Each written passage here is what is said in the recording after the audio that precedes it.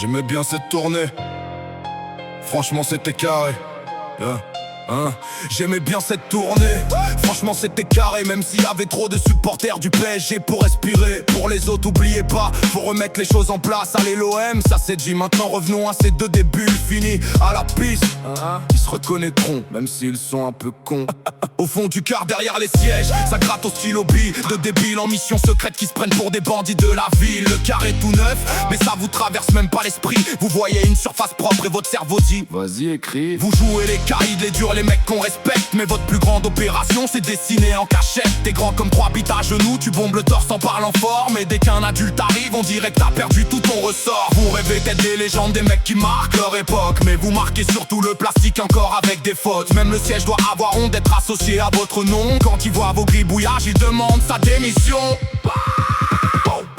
Les rois du bic, les princes du ridicule. Vous voulez faire les méchants mais tout le monde vous recule de rire. Moi, je suis gentil, je laisse passer beaucoup de choses. Mais prenez pas ma patience pour une absence de dos. Les rois du bic, les boss du fond du car. Vous rêvez d'être des loups mais vous aboyez dans le brouillard. À force de vouloir jouer les grands devant les copains, vous finissez juste comme les clowns du trajet du matin. Vous écrivez derrière les sièges parce que devant vous assumez pas. Ça résume toute votre carrière, ça résume déjà tout de vous deux les gars. Toujours caché, toujours discret, quand faut répondre présent. Mais étonnamment courageux quand personne ne regarde vraiment. Vous faites les insolents parce que vous pensez être intouchables. Mais même vos conneries sont devenues prévisibles et fatigables. On connaît déjà le scénario avant même que ça commence. De cerveaux en mode veille qui prennent chaque idée pour une évidence. Vous vous croyez malin, vous vous croyez impressionnant. Mais même un ticket d'art a plus de valeur que votre plan. Vous laissez vos signatures partout comme si c'était important, alors que tout le monde les voit juste comme un manque de respect géant. Et moi j'étais tranquille, je profitais de la tournée, de l'ambiance des matchs, des kilomètres avalés. Mais faut toujours qu'il y ait deux génies autoproclamés qui confondent intelligence et besoin de se faire remarquer.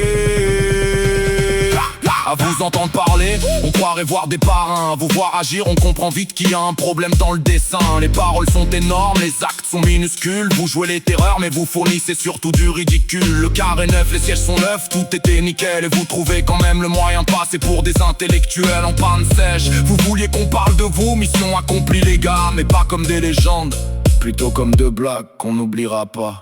Continuez à croire que ça vous donne de l'importance quelque part.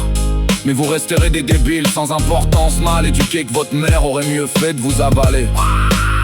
Moi je garde un souvenir de la tournée malgré vos exploits. Je préfère vous la faire en rap, car si c'est moi qui vous le dis en face, je risque d'être plus méchant.